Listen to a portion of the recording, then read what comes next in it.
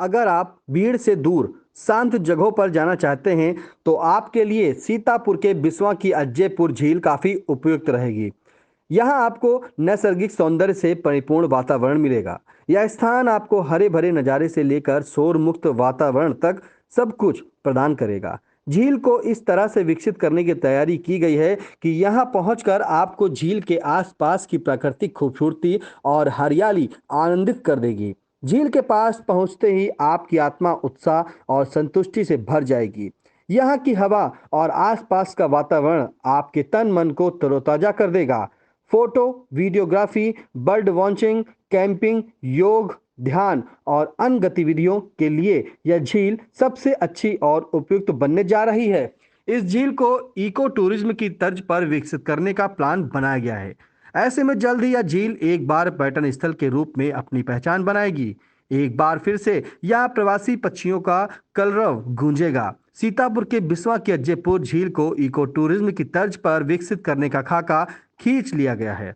यह झील 9.336 हेक्टेयर क्षेत्रफल में फैली हुई है।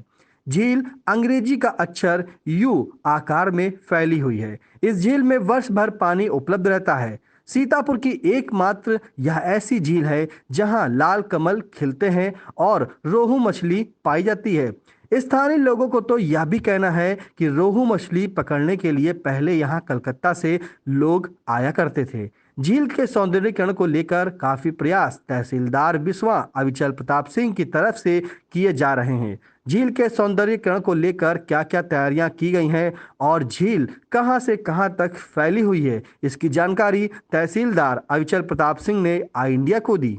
अमित जी, सबसे पहले धन्यवाद कि जो हमारे जनपद की सबसे बड़ी झील है अज्जेपुर झील जिसको जाना जाता है, उसके बारे में आपने उसको प्रकाशित करने के लिए ये प्रयास किया।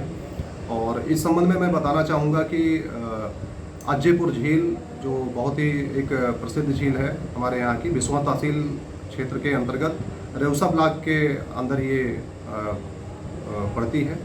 और सबसे बड़ी चीज़ मैं बताऊँ कि ये अर्धचंद्राकार झील है और 90 हेक्टेयर में फैली हुई है।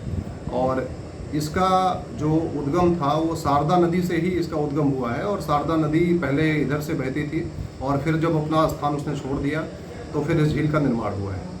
इस झील की बहुत सारी खूबियाँ हैं। सबसे बड़ी बात तो इतने विस्तृत क्षेत्र में ये फैली हुई है। और दूसरी चीज़, ये जनपद की एकमात्र ऐसी झील है जहाँ पर कमल, जो लाल वाले कमल होते हैं वो खिलते हैं।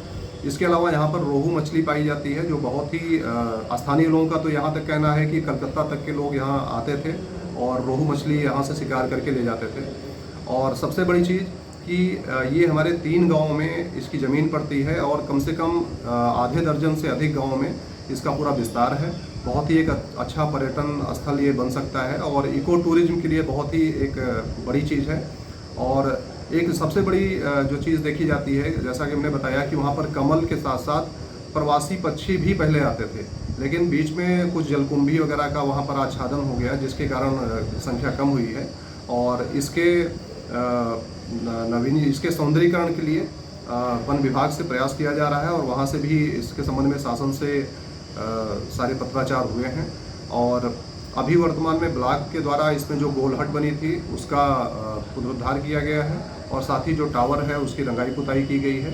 स्थानीय लोगों के साथ साथ मैंने उसमें अन्य जो क्षेत्र के लोग हैं वहाँ पर उन लोगों का अभी आना जाना है, यानी पर्यटन वहाँ पर फिर से पुनर्जीवित हो रहा है। और अज्जेपुर झील की जो सबसे बड़ी चीज़ है वो विशालता है और इतनी विशाल झील यहाँ पर कहीं पर भी विद्यमान नहीं है जो वर्ष भर जल से भरी रहती है। और मुझे उम्मीद है कि आने वाले समय में जब ये पूरी तरीके से इसका सौंदर्यीकरण हो जाएगा तो यहाँ पर पर्यटन की और संभावना बढ़ेगी और साथ ही साथ जो प्रवासी पक्षी जो कभी इसका अब इतिहास हो चुका है वो फिर से इतिहास पुनर्जीवित होगा। और साथ ही साथ रोहू मछली और अन्य जो जलीय जंतु हैं जिसके लिए ये प्रसिद्ध थी, फिर से एक बार इसका झील का एक पुनरुद्धार और इसका सौंदर्यीकरण फिर से हो पाएगा। धन्यवाद। बताते चले कि वर्ष 2007-8 में इस झील का सौंदर्यीकरण तत्कालीन जिलाधिकारी संजय कुमार ने करवाया था। तब झील में कमल के फूल भी दिखने लगे थे। प्रातःकाल का दृश्य अत्यंत ही मनोरम होता था। उस समय यहाँ का वातावरण इतना मनोरम हो गया था कि पर्यटन के लिए यहाँ विदेश से भी पर्यटक आने लगे थे। झील के आसपास छायादार वृक्ष, झुरमुट, टावर, झील में झोपड़ी व टीले आदि बनवाए गए थे। डीएम संजय कुमार के सीतापुर से तबादले के बाद अज्जैपुर झील फिर से उपेक्षा का शिकार हो गई। लेकिन अब एक बार फिर से अज्जैपुर झील का सौंदर्यीकरण कराने का खाका खींच लिया है। इसके तहत झील पर बेहतरीन इको टूरिज्म स्पॉट बनाया जा रहा। विकास के क्रम में यहां पहले से बने टावर की रंगाई पुताई कराई जा चुकी है। एक गोल हट भी बनाई गई है। यहां एक कैंटीन बनाए जाने की भी तैयारी की गई। दिसंबर 2022 में झील के सौंदर्यीकरण को लेकर 4 करोड़ का प्रोजेक्ट डीएफओ के माध्यम से शासन को भेजा गया था। इस प्रोजेक्ट के अंतर्गत झील में फैली जलकुंभी को हटाया जाना है। झील तक संपर्क मार्ग को डामरीकृत किया जाएगा। इसके अलावा पीपल, पाकर, बरगद के पौधे रोपे जाएंगे। झील की सफाई के बाद जगह जगह मिट्टी के टीले बनाए जाने हैं। पक्षियों को बैठाने के लिए लकड़ी व स्टील के स्टैंड लगाए जाएंगे। रेंजर बिस्वा मोहम्मद कमाल अहमद सिद्दीकी ने बताया कि इसके अलावा यहां एक पहले से सवधा स्थल बना हुआ है जिसको यहां से हटाया जाएगा। इसके बाद पार्क बनाकर झूले आदि लगाए जाएंगे जहां से आने वाले मेहमानों और उनके साथ आने वाले बच्चों के लिए मनपसंद फास्ट फूड, स्नैक्स, चाय, कॉफी आदि उचित मूल्य पर मिल सकेगी। रेंजर अहमद कमाल सिद्दीकी ने आई इंडिया को जानकारी देते हुए क्या बताया, आप भी सुने। ये मतलब अज्जैपुर झील हमारे यहाँ की जो रेसा क्षेत्र में बन रही है, उसके लेके आपको क्या कहना है, किस तरीके से बन रही है, उसका विकास कार्य किस तरीके से करा रहे हैं, किस सौंदर्यीकरण करा रहे हैं? अज्जैपुर झील जो है आपके रेसा विकासखंड में आती है और इसका एरिया 92 हेक्टेयर है, जो कि सालपुर और लखनी जैदपुर और अज्जैपुर के बीच आती है।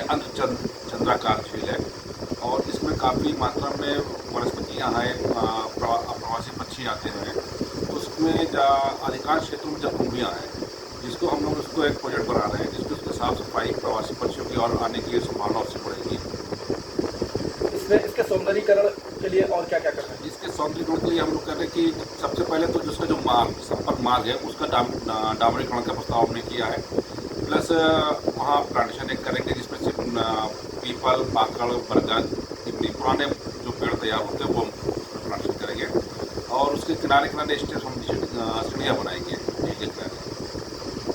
पर्यटन को बढ़ावा देने के लिए उसमें क्या किया? पर्यटन को बढ़ावा देने के लिए हम वहाँ छोटा सा पार्क विकसित कर रहे हैं और पार्क में बच्चों के लिए झूले, जमीन जैसे हाथी है या पशु पक्षी के फोटोग्राफ लगाएंगे, म्यूजियम बनाएंगे और एक छोटी सी कैंटीन भी वहाँ स्थापित करने का प्रस्ताव मैंने भेजा है। लगभग कितना इसका एस्टीमेट होगा? लगभग एस्टीमेट 2.5 करोड़ रुपये का मैंने भेजा है।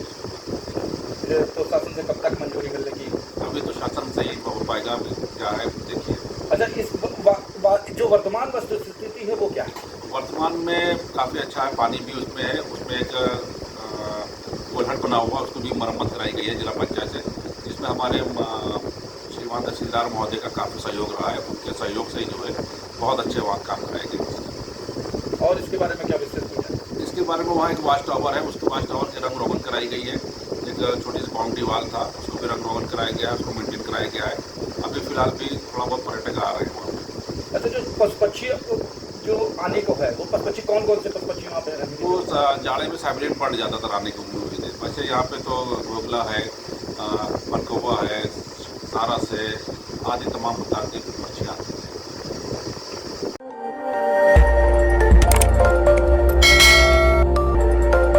खबर आपकी, नजर हमारी। देखते रहिए आई इंडिया।